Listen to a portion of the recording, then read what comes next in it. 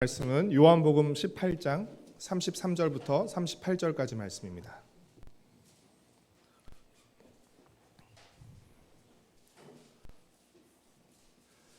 요한복음 18장 33절부터 38절까지 말씀입니다. 저와 여러분이 한 절씩 교독하면서 읽고 마지막 절은 함께 읽도록 하겠습니다.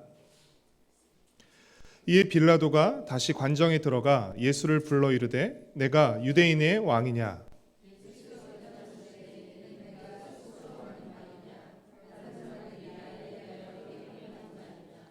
빌라도가 대답하되 내가 유대인이냐? 내 나라 사람과 대제사장들이 너를 내게 넘겼으니 내가 무엇을 하였느냐?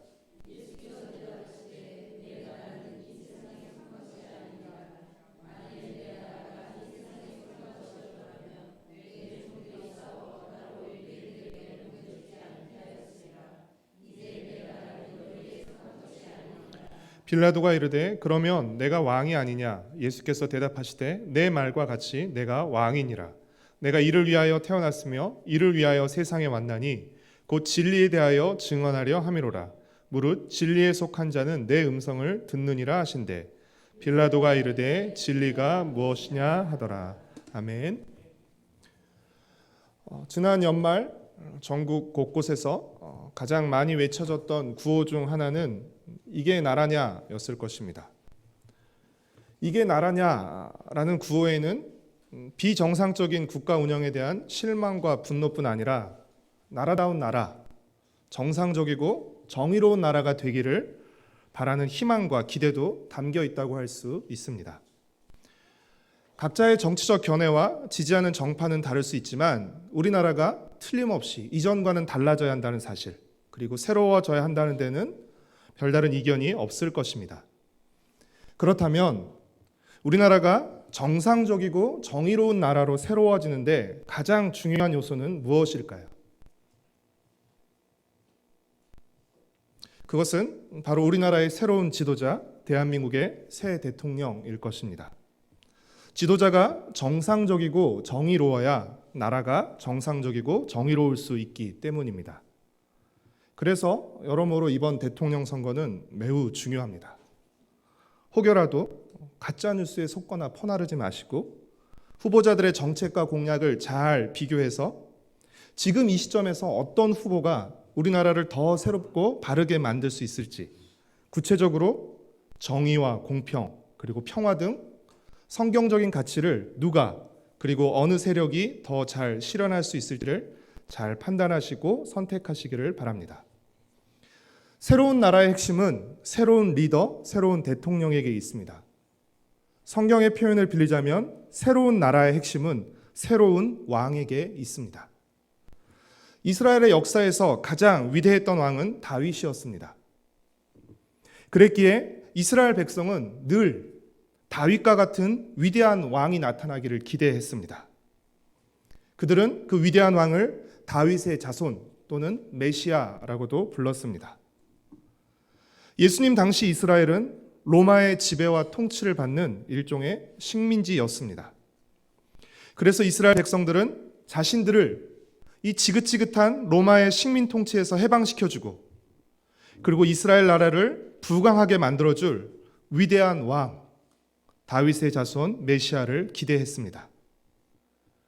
그들은 그 어느 때보다 간절히 메시아를 기대했지만 정작 메시아로 오신 예수님을 알아보지 못했습니다. 왜냐하면 그들이 생각하고 기대했던 그 왕의 모습과 예수님의 모습이 너무나 달랐기 때문입니다. 그들은 이스라엘이 로마와 같이 이 세상에서 부강한 나라가 되기를 바랬지만 예수님이 세우시고자 했던 나라는 로마와는, 이 세상 나라와는 전혀 다른 나라였기 때문입니다. 예수님은 빌라도에게 신문을 받으실 때 내 나라는 이 세상에 속한 것이 아니라고 말씀하셨습니다. 예수님은 이스라엘의 메시아로 오셨지만 이스라엘 백성이 기대했던 것과는 전혀 달랐습니다. 왜냐하면 예수님은 이스라엘 민족만을 위한 메시아로 오신 것이 아니라 죄로 망가진 이 창조 세계 전체를 회복하러 오신 온 세상의 메시아이셨기 때문입니다. 창세기 3장을 보면 창조 세계 전체에 영향을 미친 아주 중요한 사건이 하나 나옵니다. 그 사건이 어떤 사건이죠? 창세기 3장입니다. 네. 선악과 사건으로 불리는 아담과 하와의 범죄 사건입니다. 이 사건으로 말미암아 온 세상에 죄가 들어왔고 그 죄로 말미암아 사망이 들어와서 모든 사람에게 죄와 사망이 영향을 미치게 되었습니다. 로마서 5장 12절 말씀을 우리 함께 읽도록 하겠습니다.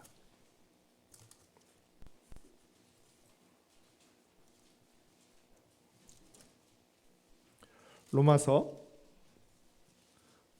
5장 12절 말씀 같이 읽겠습니다. 시작. 그러므로 한 사람으로 말미암아 죄가 세상에 들어오고 죄로 말미암아 사망이 들어왔나니 이와 같이 모든 사람이 죄를 지었으므로 사망이 모든 사람에게 이르렀느니라. 인류의 대표였던 이 한 사람 아담의 죄로 말미암아서 온 세상은 머리끝부터 발끝까지 성한 곳이 하나도 없을 정도로 완전히 죄로 인해 망가지고 말았습니다. 이 망가질 대로 망가져버린 세상을 회복하시는 하나님의 방법은 무엇이었습니까? 새로운 인류의 대표이신 예수님의 의를 통해서 망가진 세상에 영향을 미쳐 회복하는 것이었습니다. 인류의 대표였던 아담의 죄로 말미암아서 온 세상이 망가졌던 것처럼 하나님은 그 망가진 세상을 새로운 인류의 대표이신 예수님의 의를 통해서 다시 회복하고자 하셨습니다. 로마서 5장 18절 말씀을 같이 읽도록 하겠습니다. 5장 18절 말씀 같이 읽겠습니다. 그런즉 한 범죄로 많은 사람이 정죄에 이른 것 같이 한 의로운 행위로 말미암아 많은 사람이 의롭다 하심을 받아 생명에 이르렀느니라.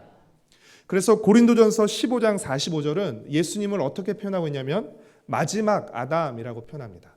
두 번째 아담 또 마지막 아담이라고 표현합니다. 온 세상을 죄에 빠뜨리고 죄로 망가지게 만든 결정적인 사건이 선악과 사건이라면 그 죄로 망가진 세상을 치유하고 회복하게 만드는 결정적인 사건은 바로 십자가 사건입니다. 우리는 현재 고난주간을 보내고 있습니다.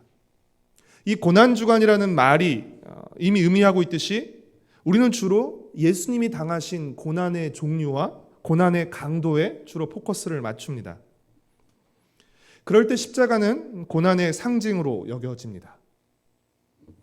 물론 십자가는 인간이 경험할 수 있는 최고의 그리고 최악의 최대의 고난이 맞습니다. 그러나 동시에 십자가는 영광을 상징하기도 합니다. 십자가는 예수님이 이스라엘의 메시아이실 뿐 아니라 온 세상의 메시아이심을 선언하는 사건이십니다. 십자가 사건은 죄로 망가진 세상을 회복하는 출발점이 되는 사건이기 때문입니다. 그래서 요한복음은 예수님이 십자가에 달리시는 것을 부정적으로 표현하지 않고 긍정적으로 십자가에 달리시는 것을 높이 들리시는 것으로, 높아지시는 것으로, 그리고 영광을 받으시는 것으로 표현합니다. 예수님은 죄인으로 십자가에 달리신 것이 아니라 매달리신 것이 아니라 왕으로서 자기 백성을 살리고 생명을 주기 위해서 십자가에 등극하신 것입니다. 요한복음 3장 14절과 15절 말씀을 우리 같이 읽도록 하겠습니다. 요한복음 3장 14절 15절 말씀입니다.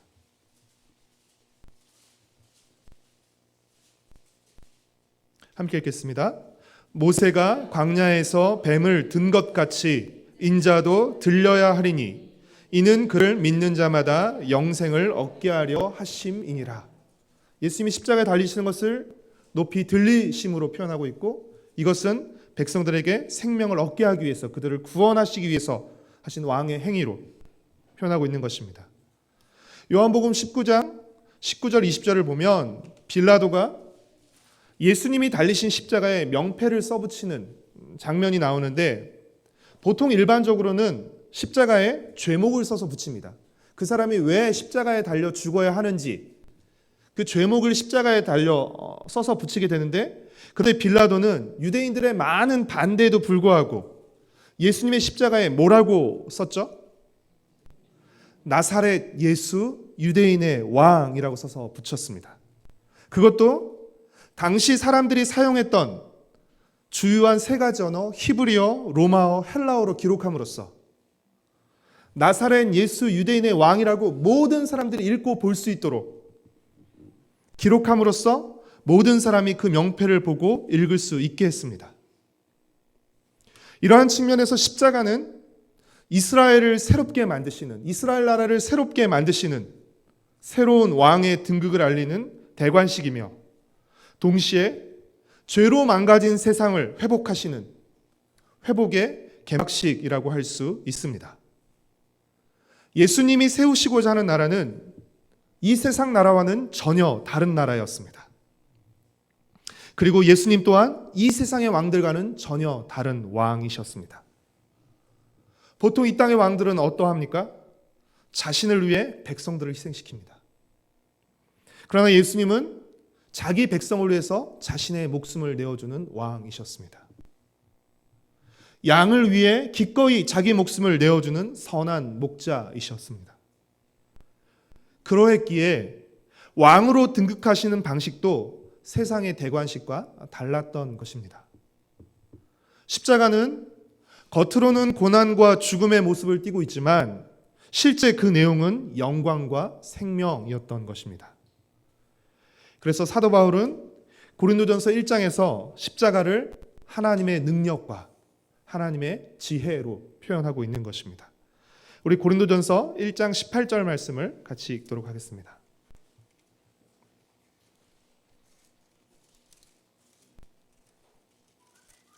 고린도전서 1장 18절 말씀 같이 읽겠습니다. 시작. 십자가의 도가 멸망하는 자들에게는 미련한 것이요 구원을 받는 우리에게는 하나님의 능력이라. 아멘. 사랑하는 성도 여러분, 십자가는 예수님이 온 세상의 왕으로 등극하시고 세상과 다른 자신의 나라를 세우시며 온 세상을 회복하기 시작하셨다는 것을 선언하는 중대 발표이며 엄청난 사건입니다. 선악과 사건으로 말미암아 멸망할 수밖에 없었던 온 인류와 세상은 십자가 사건으로 말미암아서 구원받을 수 있게 된 것입니다. 피할 수 없는 사망과 멸망의 결과로부터 구원과 생명이라는 새로운 결과를 향해 나아갈 수 있게 된 것입니다. 십자가 사건은 온 인류와 세상에 영향을 미치는 역사적이고 우주적인 사건입니다. 그렇기에 십자가를 단지 내 죄를 사해주기 위해 나 대신 고난당하신 예수님의 고난으로, 너무 개인적인 차원으로 좁게 십자가를 생각하지 않으셨으면 좋겠습니다. 물론 우리의 죄사함과 구원은 십자가를 통해 이루어집니다. 그러나 십자가는 단지 우리의 구원만을 목적으로 하지 않고 온 창조 세계의 회복을 목적으로 하고 있다는 사실을 꼭 명심하셨으면 좋겠습니다. 십자가를 통해 우리가 구원을 받지만 십자가의 목적은 우리 개인만의 구원으로 그치는 것이 아니라 하나님이 창조하신 이 온 창조 세계의 구원과 회복을 목적으로 하고 있기 때문입니다. 즉, 온 세상의 회복이라는 이 큰 목적 안에 우리 개인의 구원이 포함되어 있다는 것입니다. 왜 온 세상의 회복 안에 우리의 구원이 포함되어 있는 것입니까? 하나님의 형상으로 지음받은 인간의 죄로 말미암아 온 세상이 망가졌기 때문입니다. 그래서 하나님은 역으로 먼저 우리를 회복하시고 먼저 우리를 구원하시고 구원받은 우리를 통해서 회복된 우리를 통해서 이 망가진 세상을 회복해 나가기를 원하시는 것입니다. 사랑하는 성도 여러분, 우리는 십자가에서 왕으로 등극하신 예수님을 우리의 왕으로 믿고 받아들입니다. 그 예수님을 믿을 때 우리는 구원받을 뿐 아니라 예수님이 세우시는 그 나라의 백성이 되어 죄로 망가진 온 세상의 회복에 동참하라는 사명을 받게 됩니다. 예수님을 믿고 구원은 받겠지만 예수님 나라의 백성이 되지 않거나 온 세상의 회복에 동참하지 않겠다는 것은 있을 수 없습니다. 이것은 온전한 구원이 아닙니다. 우리가 예수님을 통해 받은 구원은 예수님이 완성하실 온 세상의 구원의 일부로서, 온 세상의 회복의 일부로서 예수님은 먼저 구원받은 우리를 통해서 이 온 세상의 회복을 이루어가기를 원하시는 것입니다. 먼저 구원받은 우리는 예수님이 완성하실 온 세상의 회복의 일부로서 구원받은 우리가 예수님이 세우시는 나라의 백성이 되어 온 세상의 회복에 동참한다는 것을 포함하고 있기 때문입니다. 이것이 구원받은 성도와 교회 공동체의 사명입니다.